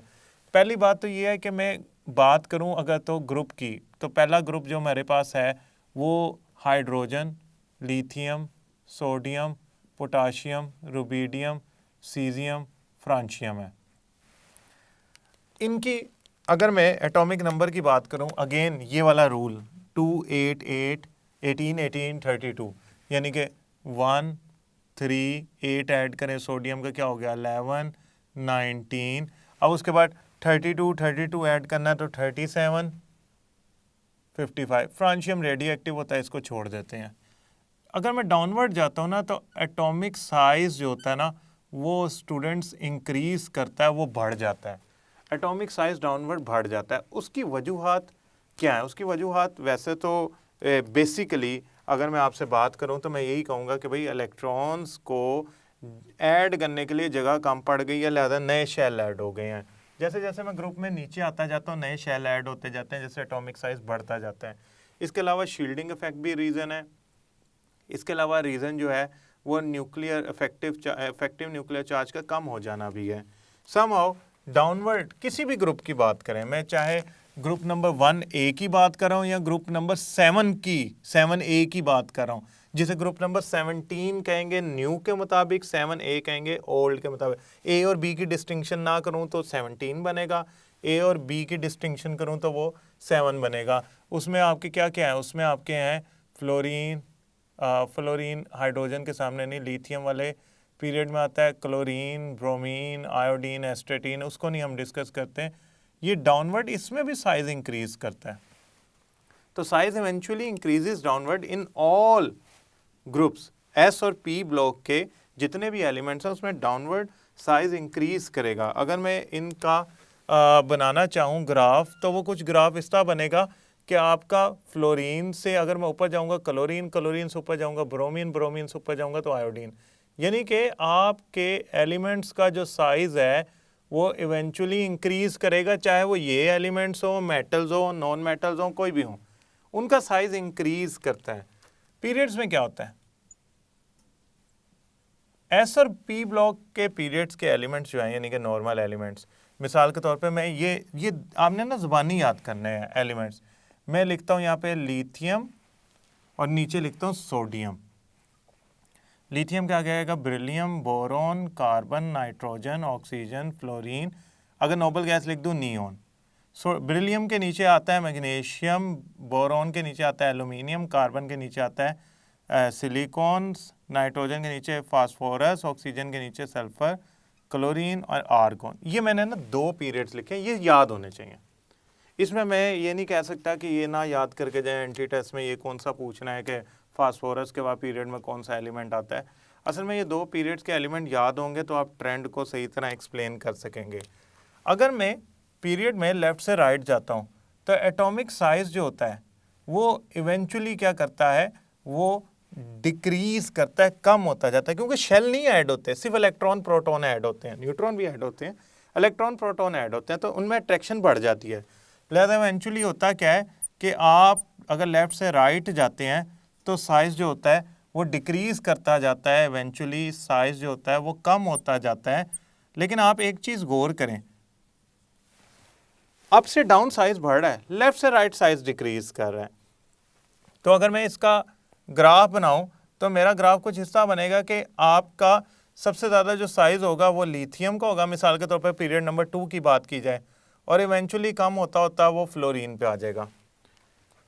ये आपके सामने जो ग्राफ्स है ना ये इंडिकेट करें एक रेगुलरिटी। ऐसा नहीं है कि आप लिथियम से यानी कि एस और पी ब्लॉक के एलिमेंट से जब आपने जंप मारी लिथियम से फ्लोरीन तक तो अचानक कहीं साइज बहुत बड़ा हो गया, कहीं साइज बहुत छोटा हो गया, नहीं, ऐसा नहीं होता। ग्रेजुअली साइज डिक्रीज करता है। उसकी वजह यह है एटॉमिक नंबर जो होता है ना वो बढ़ जाता है, शेल नहीं बढ़ते, लिहाजा इवेंचुअली शील्डिंग इफेक्ट तो तकरीबन कांस्टेंट रहता है। शेल नहीं बढ़ते तो क्या होता है, वो साइज जो होता है ना वो उसका डिक्रीज कर जाता है due to increase in atomic number. So होता है कि एटॉमिक नंबर बढ़ गया तो क्या हो गया, इलेक्ट्रॉन और प्रोटॉन बढ़ गए, ऑपोजिट चार्जेस बढ़ गए, उन्होंने एक दूसरे को खींच लिया, करीब कर लिया। फ्लोरीन जो है वो इंतहाई छोटा साइज का एलिमेंट है और इसकी स्ट्रेंथ भी इसके छोटे साइज में ही है। इसकी चार्ज डेंसिटी बहुत ज़्यादा होती है। चार्ज डेंसिटी क्या होती है? चार्ज पर यूनिट एरिया या चार्ज ओवर साइज की रेशो। ये फ्लोरीन की बहुत ज़्यादा है एज़ कम्पेयर टू लिथियम। उसकी वजह से उसकी स्ट्रेंथ बहुत ज़्यादा है। वो उसके न्यूक्लियस इलेक्ट्रॉन पकड़ के रखते हैं, देने की बजाय खींचते हैं दूसरों के इलेक्ट्रॉन। सो इवेंचुअली जो एटॉमिक रेडिया, आयनिक रेडिया, ये दोनों का ट्रेंड सेम है। अगर आप ट्रेंड देखना चाहते हैं, मिसाल के तौर पे फ्लोरीन का नेगेटिव चार्ज बनाऊंगा, नेगेटिव चार्ज जो होता है ना वो बड़ा होता है, पॉजिटिव चार्ज छोटा होता है। अगर फ्लोरीन एलिमेंट का ये साइज है तो नेगेटिव चार्ज का साइज बड़ा होगा, लेकिन ट्रेंड वो वही फॉलो करेंगे जो एटॉमिक रेडियस कर रहा है। तो आपको इतनी डिटेल डिस्कस करने का ये सिर्फ यही मतलब है कि आपको आइडिया हो कि वो कर क्या रहा है। Now students, we are concern with the electronegativity. Electronegativity के दो ट्रेंड है, अलोंग पीरियड और अलोंग ग्रुप। अच्छा, अलोंग ग्रुप जो होती है ना वो डिक्रीज करती है, अलोंग पीरियड जो होती है ना वो इंक्रीज करती है। मिसाल के तौर पे अगर मैं लिथियम की इलेक्ट्रोनेगेटिविटी की बात करूं और ऑनवर्ड जाता जाऊं तो 1 के अराउंड होती है, लेकिन फ्लोरीन की जो होती है इलेक्ट्रोनेगेटिविटी वो 4 होती है। ये आपके सामने इलेक्ट्रोनेगेटिविटीज है। अगर आप देखें तो लिथियम से सीजियम तक जाते जाते इलेक्ट्रोनेगेटिविटी कम हो गई है, 0.7 पे आ गई। Caesium is the least. आप कहेंगे फ्रांशियम को क्यों नहीं डिस्कस? फ्रांशियम रेडियो एक्टिव है, फ्रांशियम रेडियो एक्टिव है। वो तो बेचारा एक किस्म का जिंदा ही नहीं रहता, वो कुछ लम्हों का मेहमान है, लिहाजा उसका बिहेवियर नहीं हम डिस्कस करते। हम सीजियम की बात करें, caesium can be considered, francium को अगर भूल जाए एक लम्हे के लिए, caesium can be considered as least electronegative, सबसे कम इलेक्ट्रोनेगेटिविटी फ्लोरीन की सबसे ज़्यादा है। पॉलिंग स्केल में वैसे तो फ्लोरीन को हम पॉलिंग स्केल में हाईएस्ट इलेक्ट्रोनेगेटिव समझते हैं। फ्लोरीन जो है वो हाईएस्ट इलेक्ट्रोनेगेटिव है, कितनी है? 4.00। कुछ बुक्स इसे 3.98 लिखती हैं, लेकिन हमने अपनी बुक को फॉलो करना है 4। और जो आपकी सीजियम है इसकी इलेक्ट्रोनेगेटिविटी लीस्ट है 0.7। इलेक्ट्रोनेगेटिविटी का कंसर्न क्या है? इलेक्ट्रोनेगेटिविटी का कंसर्न ये है, जितना ज़्यादा इलेक्ट्रोनेगेटिविटी का डिफरेंस होगा, इलेक्ट्रोनेगेटिविटी का जितना ज़्यादा डिफरेंस होगा उतने, मसलन 2 एलिमेंट्स हैं, एस और पी ब्लॉक के 2 एलिमेंट्स हैं, उनमें इलेक्ट्रोनेगेटिविटी का डिफरेंस जितना ज़्यादा होगा उतनी पोलैरिटी उनके मॉलिक्यूल्स में ज़्यादा होगी। और अगर तो एक एलिमेंट एस का है और एक एलिमेंट एक्सट्रीम पी का है, मतलब फ्लोरीन है और दूसरी तरफ सीजियम है, या एक तरफ क्लोरीन है दूसरी तरफ सोडियम है, देन उनका तो बॉन्ड ही आयनिक होगा ना। तो आयनिक करैक्टर या पोलैरिटी जो है ना वो ज़्यादा होगी अगर इलेक्ट्रोनेगेटिविटी का डिफरेंस जो होगा ना वो ज़्यादा होगा, ग्रेटर होगा, तो पोलैरिटी ज़्यादा होगी। अदरवाइज जो करैक्टर है ना वो आयनिक उसका कम होगा अगर इलेक्ट्रोनेगेटिविटी का डिफरेंस जो है वो कम होगा। तो मैं यूँ लिख देता हूँ कि इलेक्ट्रोनेगेटिविटी का difference is directly proportional to polarity या आयनिक करैक्टर। जितना इलेक्ट्रोनेगेटिविटी का 2 एलिमेंट में डिफरेंस ज़्यादा उतना आयनिक करैक्टर भी ज़्यादा। मिसाल के तौर पे सोडियम क्लोराइड और सीजियम फ्लोराइड, इनमें इलेक्ट्रोनेगेटिविटी का डिफरेंस सीजियम फ्लोराइड से कम है, लिहाजा जो इनका आयनिक करैक्टर है वो भी तकरीबन अराउंड 70% के करीब होता है और ये 92% तक आयनिक करैक्टर रखते हैं। सो समहाउ हमारे पास ये 2 बिहेवियर हैं जो हमें समझते हैं कि आयनिक करैक्टर जो होता है ना या पोलैरिटी जो होती है वो इलेक्ट्रोनेगेटिविटी के डिफरेंस पे डिपेंड करते हैं। और इलेक्ट्रोनेगेटिविटी जो होती है वो इवेंचुअली एक पीरियड में लेफ़्ट टू राइट इसलिए बढ़ जाती है क्योंकि न्यूक्लियस स्ट्रॉन्ग हो जाता है, उसकी जो अट्रैक्शन की है पेयर को अपनी तरफ अट्रैक्ट करने की ताकत वो बढ़ जाती है। पॉलिंग स्केल में जो हाईएस्ट इलेक्ट्रोनेगेटिविटी कंसिडर होती है वो फ्लोरीन की होती है और लीस्ट सीजियम की होती है। अलोंग द ग्रुप डिक्रीज करती है, उसकी वजह ये है कि along the group size increase करता है, उससे अपने इलेक्ट्रॉन नहीं संभाले जाते, दूसरों को क्या खींचने हैं। यही वजह है कि लिथियम अगर 1 के करीब है इलेक्ट्रोनेगेटिविटी जैसा कि आपने देखा था तो डाउनवर्ड वो डिक्रीज कर गई है। हम उसे जब एस ब्लॉक के एलिमेंट्स पढ़ेंगे तो डिटेल में पढ़ेंगे कैसे डिक्रीज कर गई है। अब चलते हैं बाकी ट्रेंड्स की तरफ। अब स्टूडेंट्स हमने बाकी ट्रेंड्स को डिस्कस करना है। उन बाकी ट्रेंड्स के अंदर हमारे पास है मेल्टिंग पॉइंट और बॉइलिंग पॉइंट। मेल्टिंग पॉइंट और बॉइलिंग पॉइंट, ठीक है, एक ये ट्रेंड है। दूसरा इलेक्ट्रॉन अफिनिटी का है, मेटालिक करैक्टर का है, मेटालिक करैक्टर भी लिख लेते हैं। आयोनाइजेशन एनर्जी, आयोनाइजेशन एनर्जी, पहले इनको डिस्कस करते हैं, देन हम स्पेस यूटिलाइज कर लेंगे बाकी ट्रेंड्स के लिए। समहाउ मेल्टिंग और बॉइलिंग पॉइंट के बारे में देखें, अगर मैंने आपको कहा है कि जो 2 पीरियड में बता रहा हूँ ना, उनके आपने एलिमेंट याद करने हैं। मैं ऐसा करता हूँ, ग्रुप नंबर 1A लिखता हूँ, हाली ने की रब से फरियाद। वैसे आप प्रॉपरली याद कीजिएगा, hydrogen, lithium, sodium, potassium, rubidium, caesium. Second group में आपके पास जो होते हैं वो beryllium, magnesium, calcium, strontium, barium, carbon, boron, ये 1A है, 2A, 3A, 4, 5, 6, 7 एंड देन 8। इसके ऊपर आ जाएगा हीलियम। मैग्नीशियम के बाद यहाँ पे आ जाएगा आपके पास एल्यूमिनियम, कार्बन के नीचे आएगा सिलिकॉन, नाइट्रोजन के नीचे आएगा फास्फोरस, ऑक्सीजन के नीचे आएगा सल्फर, फ्लोरीन के नीचे एज यूजुअल क्लोरीन, नियोन के नीचे आर्गन। अब ये एलिमेंट्स आपने ज़रूर याद करने हैं। आपको ये शायद लग रहा हो कि मैं आप पे प्रेस कर रहा हूँ कि ये एलिमेंट्स ये याद करने हैं, इसके बिना आप इसे नहीं कर पाएंगे। लिहाजा मैं क्या करता हूँ, सबसे पहले एक बात समझाता हूँ। देखें, आपने बात बड़े ध्यान से समझनी है। ग्रुप नंबर 1 में वैलेंस शेल में एक इलेक्ट्रॉन है। ग्रुप नंबर 2 में वैलेंस शेल में बाइंडिंग करने के लिए, जोड़ बनाने के लिए, एलिमेंट की बात कर रहा हूं, 2 इलेक्ट्रॉन है। इसमें 3 इलेक्ट्रॉन है, इसमें 4 इलेक्ट्रॉन है, इसमें 5 है, इसमें 6 है, इसमें 7 है। ये तो खैर नोबल गैसेज हैं। नोबल गैसेज तो बॉन्ड बनाना पसंद ही नहीं करती, वो हम लेटर ऑन डिस्कस करेंगे। एक बात याद रखिएगा, मैं ज़रा एक टेबल बना के देता हूँ आपको बेहतरीन अंदाज़ा होगा। लिथियम का मेल्टिंग और बॉइलिंग पॉइंट कम होता है क्योंकि उसके बाइंडिंग के लिए, जोड़ बनाने के लिए, बॉन्ड बनाने के लिए, मेटालिक स्ट्रक्चर को डेवलप करने के लिए एक इलेक्ट्रॉन अवेलेबल होता है। तो अपना एक इलेक्ट्रॉन देती है, बॉन्ड बनाती है और मेल्टिंग और बॉइलिंग पॉइंट शो कर देती है। उससे ज़्यादा मेल्टिंग और बॉइलिंग पॉइंट होता है बेरिलियम का। बेरिलियम से ज़्यादा होता है बोरोन का। बोरोन से बहुत ज़्यादा होता है कार्बन का। आप कहेंगे ये क्या हुआ, कार्बन इतना ऊपर कहाँ से निकल गया? चले मान लिया इसके पास एक बाइंडिंग इलेक्ट्रॉन है, 2 हैं, 3 है, ये 4 को क्या हुआ है?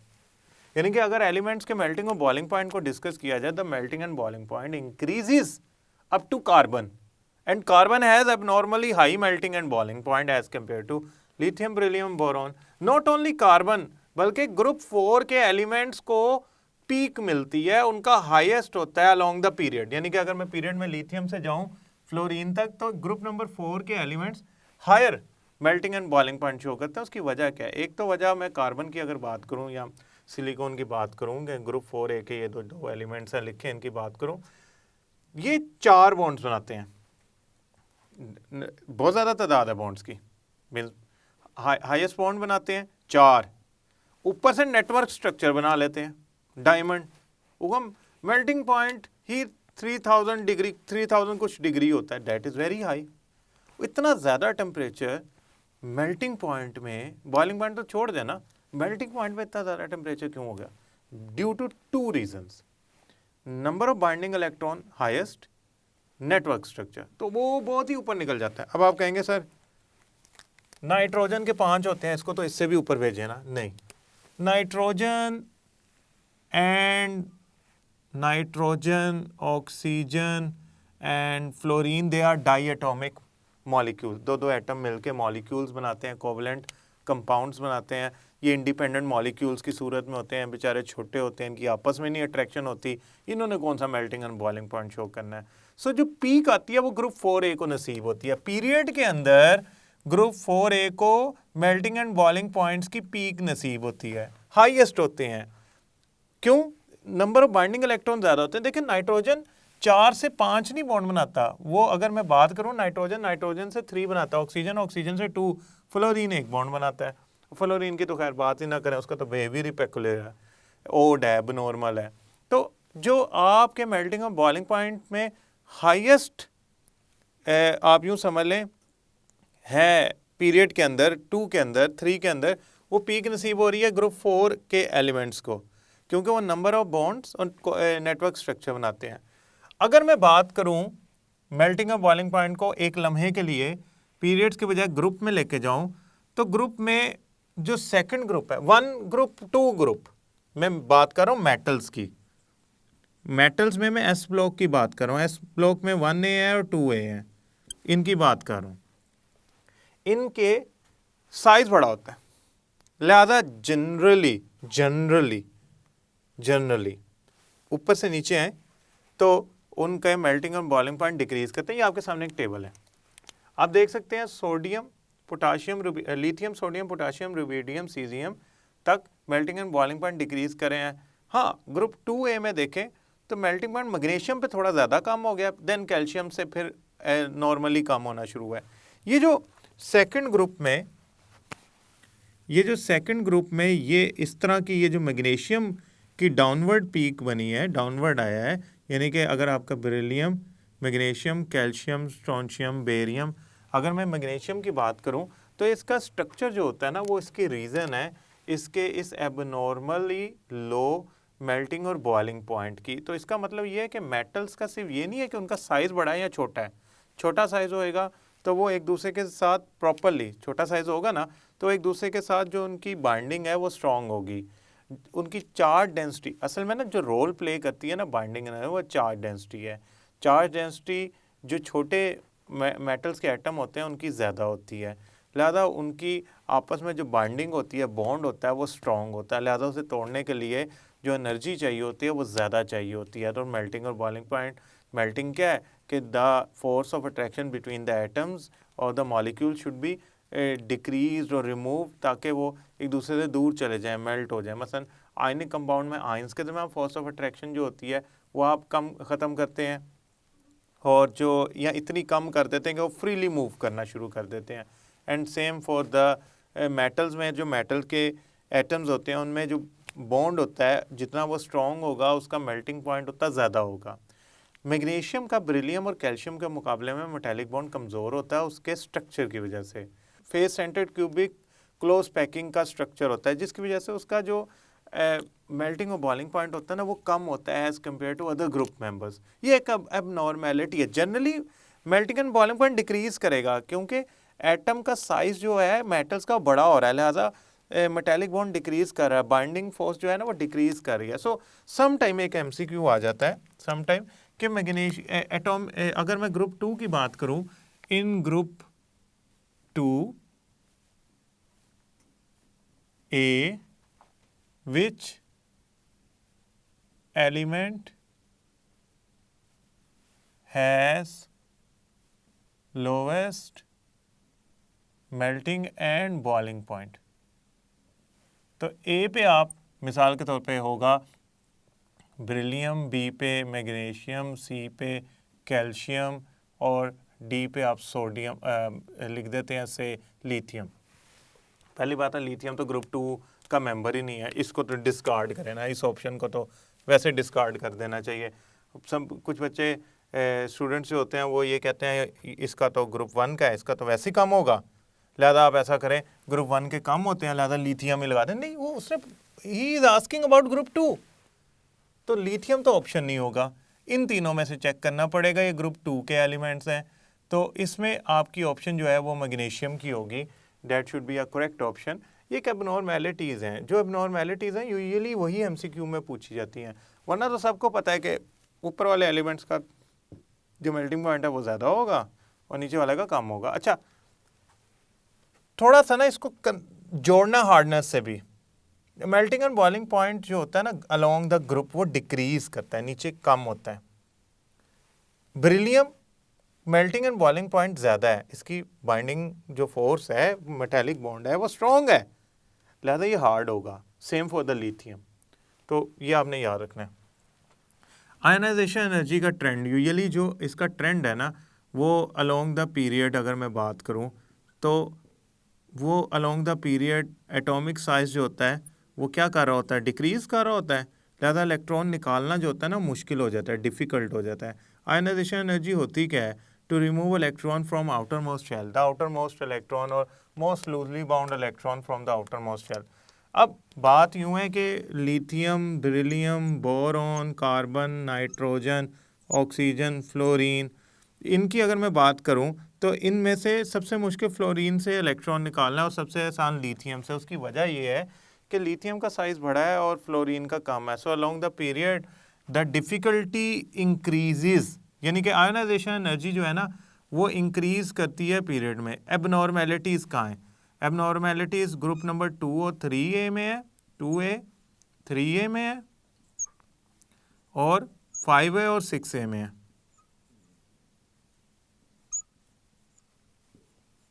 अब आप कहेंगे कि ये क्या बात हुई, मीन्स क्यों ऐसा? देखें, 2A की 3A से कम होनी चाहिए लेकिन उसकी ज़्यादा होती है due to the electronic configuration. 5A की 6A से कम होनी चाहिए लेकिन उसकी ज़्यादा होती है। इसकी अगर इलेक्ट्रॉनिक कन्फिग्रेशन लिखी जाए ना तो NS2 बनती है 2A की, इसकी NS2 NP1 बनती है। इसमें P सबशेल जो होता है ना वो न्यूक्लियस से दूर होता है, लिहाजा it is easier to lose electron. So 5A जो आपका है इसकी इलेक्ट्रॉनिक कन्फिग्रेशन में P में 3 इलेक्ट्रॉन अलग-अलग फिर रहे होते हैं, उनमें रिपल्शन नहीं होती, जबकि इसमें जो NP4 होता है यानी कि एक PX, PY, PZ में से किसी एक में पेयर बना होगा इलेक्ट्रॉन का, लिहाजा पेयर वाले इलेक्ट्रॉन निकालना आसान होता है as compare to a single electron.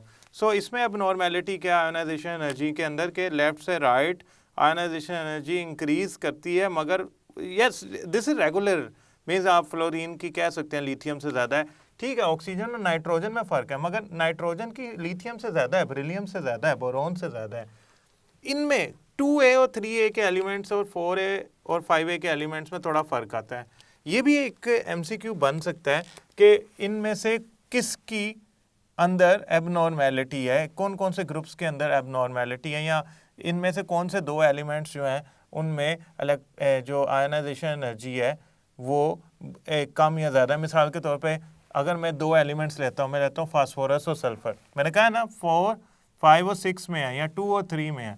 मैं ऐसा करता हूँ मैग्नीशियम और एल्यूमिनियम या बेरिलियम और बोरॉन की बात करता हूँ, तो the ionisation energy among beryllium and boron is beryllium की बोरॉन से ज़्यादा है, बी बोरॉन की बेरिलियम से ज़्यादा है, सी बोरॉन की बराबर है बेरिलियम के, डी। अब डी देखें, बेरिलियम की आयोनाइजेशन एनर्जी बहुत बहुत कम है बोरॉन से। अब आप एक बात ध्यान में रखिएगा, आपने कभी भी ना निशान लगाने से पहले चेक कर लेना एबनॉर्मेलिटी के हिस्से में तो नहीं आ रहा। अगर तो वो एबनॉर्मेलिटी में आ रहा है तो वो ग्रुप 2 और 3 में एक एबनॉर्मेलिटी है, 2 का कम होना चाहिए, 3 का ज़्यादा होना चाहिए। लेकिन होता क्या है कि 2 का इलेक्ट्रॉनिक कन्फिग्रेशन की वजह से इलेक्ट्रॉन निकालना मुश्किल होता है 3 के मुकाबले में। इसके बाद चलते हैं हम, आयोनाइजेशन एनर्जी हो गई and now we are heading to group. अच्छा, पीरियड हो गया ग्रुप। ग्रुप में डाउनवर्ड जो है ना, डाउनवर्ड नीचे की तरफ आयोनाइजेशन एनर्जी डिक्रीज करती है। अब आप कहेंगे डिक्रीज क्यों करती है, व्हाई इट इज़ डिक्रीजिंग? बड़ी सादी सी बात है, डाउनवर्ड साइज क्या करता है, increase. Lithium, sodium, potassium, rubidium, caesium.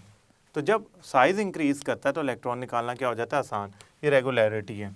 एक और चीज़, आयोनाइजेशन एनर्जी और रिएक्टिविटी का आपस में ताल्लुक है। आयोनाइजेशन एनर्जी जितनी कम होगी उतनी रिएक्टिविटी ज़्यादा होगी। उल्टा हिसाब है ना, ये ज़्यादा हो जाएगी रिएक्टिविटी कम हो जाएगी, ये कम हो जाएगी रिएक्टिविटी ज़्यादा हो जाएगी। मसलन अगर मैं सीजियम और लिथियम को कंसर्न हो उनसे, मैं कहूँ कि सीजियम को पानी में डाला जाए या लिथियम को पानी में डाला जाए तो नुकसान होगा, तो सीजियम को डालने से नुकसान होगा, उसकी रिएक्टिविटी ज़्यादा, वो एक्सप्लोड करना शुरू कर देगा, एक्सप्लोजिव रिएक्शन होगा। उसकी वजह, इसका साइज बहुत बड़ा है, इसकी आयोनाइजेशन एनर्जी बहुत कम है, लिहाजा ये ऐसे रिएक्शन करेगा जैसा बम है। तो वो बॉम्ब की तरह जब रिएक्शन करेगा तो इट विल इवेंचुअली एक्सप्लोड। तो वो आपने एक बात का ध्यान रखना है कि रिएक्टिविटी बढ़ जाती है अगर आयोनाइजेशन एनर्जी कम हो जाए, और जितना बड़ा साइज होगा उतनी आयोनाइजेशन एनर्जी कम होगी। तो ग्रुप में रिएक्टिविटी इसलिए बढ़ती है डाउनवर्ड क्योंकि आयोनाइजेशन एनर्जी कम हो जाती है। It is very similar concept के इलेक्ट्रॉन निकालना किसका आसान है ताकि बॉन्ड बन सके सीरियम का। दूसरी बात, आयोनाइजेशन एनर्जी और रिड्यूसिंग एजेंट या ऑक्सीडाइजिंग एजेंट। आप याद रखिएगा जो मेटल्स होती है ना, एस ब्लॉक की मेटल्स और पी ब्लॉक की नॉन मेटल्स, ये ऑक्सीडाइजिंग एजेंट और रिड्यूसिंग एजेंट के तौर पे काम करती हैं।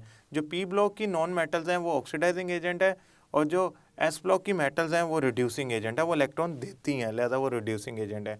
अब रिड्यूसिंग एजेंट अच्छा वो होगा जिसकी आयोनाइजेशन एनर्जी कम होगी, यानी कि रिड्यूसिंग एजेंट वो अच्छा होगा जिसकी आयोनाइजेशन एनर्जी कम होगी। अब आप कहेंगे कैसे? देखें, सीरियम आसानी से इलेक्ट्रॉन देता है, मुश्किल से इलेक्ट्रॉन देता है आसानी से, अच्छा रिड्यूसिंग एजेंट है, क्यों? आयोनाइजेशन एनर्जी कम है। लिथियम आसानी से इलेक्ट्रॉन देता है, मुश्किल से। वो अगर मैं सॉलिड स्टेट की बात कर रहा हूँ, सोल्यूशन में इलेक्ट्रोकेमिकल सीरीज के अंदर लिथियम हाईएस्ट है। वो एक्वा सोल्यूशन की नहीं बात कर रहा, जनरली बात कर रहा हूँ। चलें लिथियम को छोड़ दें, पोटाशियम की बात करें। सीरियम के मुकाबले में पोटाशियम थोड़ा तसबस करेगा, मुश्किल होगा एज़ कम्पेयर टू सीरियम, वो इलेक्ट्रॉन मुश्किल से देगा, लिहाजा वो रिड्यूसिंग एजेंट उतना अच्छा नहीं होगा जितना सीरियम होगा। So cerium is one of the very good oxidizing agent in solid state. Aqua solution की नहीं मैं बात कर रहा, again I am telling you. तो आपकी आयोनाइजेशन एनर्जी इन ट्रेंड्स को फॉलो करती है। हमारा जो कंसर्न है, वो लास्ट जो हमारा कंसर्न है इससे, वो ये है कि अगर हम नॉन मेटल्स की बात कर रहे थे, हमने ना इसमें डिस्कस नहीं किया, नॉन मेटल्स में डाउनवर्ड जो मेल्टिंग और बॉइलिंग पॉइंट होता है ना, वो इंक्रीज करता है। उसकी वजह उसमें मेटेलिक बॉन्ड नहीं होता, उसमें लंडन डिस्पर्शन फोर्सेज होती हैं, लिहाजा वो इंक्रीज करती हैं डाउनवर्ड। यानी कि ना मेटल्स में डाउनवर्ड मेल्टिंग बॉइलिंग पॉइंट कम होता है, नॉन मेटल्स में ज़्यादा होता है, उल्टा हिसाब है। नॉन मेटल्स में मेल्टिंग और बॉइलिंग पॉइंट, मिसाल के तौर पे अगर मैं इसको कंसर्न बनाऊँ अपना, तो fluorine, chlorine, bromine, iodine. Now these two are gases, this is liquid, this is solid। क्यों? मेल्टिंग पॉइंट का फ़र्क है। क्यों? आयोडीन का क्यों हाई है? आयोडीन का, ये अगर फ्लोरीन है, ये अगर क्लोरीन है, ये अगर ब्रोमीन है, तो आयोडीन की क्या वजह भाई कि ये हाई हो गया? उसकी वजह है उसका साइज़ है। असल में मेल्टिंग और boiling point forces of attraction को ख़त्म करने के एक वो इंडिकेटर है। देखें, आयोडीन में इंटरमोलेकुलर फोर्सेज या लंडन डिस्पर्शन फोर्सेज, जो नॉन पोलर मॉलिक्यूल है ना, तो लंडन डिस्पर्शन फोर्सेज होंगी, वो स्ट्रॉन्ग होती हैं, उसका साइज बड़ा है, पोलैरिटी ज़्यादा है, लिहाजा उसको तोड़ना मुश्किल है as compare to fluorine. So iodine की जो मेल्टिंग और बॉइलिंग पॉइंट है वो आप याद रखिएगा, वो ज़्यादा होता है, वो ज़्यादा होता है नॉन मेटल्स में। मेल्टिंग और बॉइलिंग पॉइंट डाउनवर्ड इंक्रीज़ करते हैं क्योंकि उनका साइज़ बढ़ जाता है, लंडन डिस्पर्शन फोर्सेज बढ़ जाती हैं। मेटल्स में उल्टा हिसाब होता है, मेटल्स में जो मेल्टिंग पॉइंट है वो कम हो जाता है क्योंकि मेटालिक बॉन्ड कमज़ोर हो जाता है। अब हमारे पास ये सारे जो ट्रेंड्स हैं ना, इनको हमने एमसीक्यूज़ की सूरत में अगर डिस्कस किया जाए तो कुछ इस तरह डिस्कस किया जाएगा, the following will increase for metals and decrease for non metals। इनमें से कौन सी चीज? Atomic size, electronegativity, electronegativity, C ionic radius, D melting point, boiling point. वो क्वेश्चन ये आएगा, एमसीक्यू इस तरह आ सकते हैं, इनमें से कौन सी प्रॉपर्टी है जो मेटल्स के लिए डाउनवर्ड डिक्रीज करती है, नॉन मेटल्स के लिए डाउनवर्ड इंक्रीज करती है। यानी कि ना नॉन मेटल्स के लिए ये मैंने will increase downward for should decrease, it should be decrease and should be increase. Now this is correct. इनमें से कौन सी प्रॉपर्टी है जो डिक्रीज करती है मेटल्स के लिए और इंक्रीज करती है नॉन मेटल्स के लिए? वो है melting and boiling point. Downward वो इंक्रीज करता है फॉर नॉन मेटल, और जो मेटल्स हैं उनके लिए डाउनवर्ड वो डिक्रीज करता है। अब मेटालिक करैक्टर की आयोनाइजेशन एनर्जी को इस्तेमाल करते हुए हमने बात करनी है। आपके सामने ये पीरियोडिक टेबल है और ये इनमें साइजेस बने हुए हैं। लेफ्ट साइड पे सारी मेटल्स हैं, तकरीबन 90 प्लस जो एलिमेंट्स हैं वो मेटल्स हैं। जो राइट साइड पे अपर कॉर्नर पे हैं वो सारी नॉन मेटल्स हैं, और मिड में जो है ना वो मेटालॉइड्स हैं। अब मॉडर्न पीरियोडिक टेबल को 3 हिस्सों में डिवाइड किया हुआ है हमने, मेटल्स, मेटालॉइड और जो है नॉन मेटल्स। इसमें जो आपके मेटल्स हैं, आपकी जो मेटल्स हैं, they are actually having a larger size as compare to non metals. Larger size अलावा उनके वैलेंस शेल में 1, 2, 3 इलेक्ट्रॉन होते हैं, लिहाजा they can easily remove those electrons. अगर मैं एस की बात करूँ और पी ब्लॉक की बात करूँ, मैं और की नहीं बात कर रहा, मैं डी की नहीं बात कर रहा, मैं एस और पी की बात कर रहा हूँ। एस में और पी में जो मेजॉरिटी है वो नॉन मेटल्स की है। अपर राइट कॉर्नर पे जो है वो आपके नॉन मेटल्स हैं, और मिड में जो है मेटालॉइड्स हैं। तो मेटल्स की मेजॉरिटी है, नॉन मेटल्स की नहीं, मेटल्स की मेजॉरिटी है। मेटल्स की मेजॉरिटी की पीछे रीज़न क्या है? मीन मेटल्स, मेटालिक करैक्टर देखा जाए तो लेफ्ट साइड पे एग्जिस्ट करता है, राइट साइड पे वो कम हो गया, नॉन मेटल्स में तब्दील हो गया। उसकी वजह बड़ी सादी सी है, लेफ्ट से राइट जब जाते हैं तो साइज डिक्रीज करता है, आयोनाइजेशन एनर्जी बढ़ जाती है, इलेक्ट्रॉन निकालना मुश्किल हो जाता है, लिहाजा फ्री इलेक्ट्रॉन्स की अवेलेबिलिटी नहीं होगी। लिहाजा वो मेटल्स जो हैं वो एग्जिस्ट करेंगी जब बड़े साइज के मॉलिक्यूल्स होंगे, एटम्स होंगे, एटम एग्जिस्ट करते हैं, एलिमेंट्स एग्जिस्ट करते होंगे। पीरियोडिक टेबल के लेफ्ट साइड पे बड़े साइज के एटम एग्जिस्ट करते हैं, लिहाजा वो मेटल्स होती हैं। राइट साइड पे स्मॉलर साइज के होते हैं, लिहाजा वो नॉन मेटल्स होती हैं। इसको हम एस ब्लॉक के अंदर मेटालिक करैक्टर को हम डिटेल में डिस्कस करेंगे। फॉर अ टाइमिंग आपने ये याद रखना है कि ये इसका हिस्सा है कि मेटालिक और नॉन मेटालिक करैक्टर क्या होता है। मुझे उम्मीद है स्टूडेंट्स ये लेक्चर आपको समझ आया होगा। अगर इन लेक्चर से मुतल्लिक कोई भी सवाल आपके जहन में आता है तो आप कमेंट बॉक्स के अंदर आप उसको मेंशन कर सकते हैं, आप पूछ सकते हैं, और हम कोशिश करेंगे कि हम उसका जवाब जल्द अज जल्द मुकम्मल अहमियत के साथ दें। अगले लेक्चर तक के लिए अल्लाह हाफ़िज़।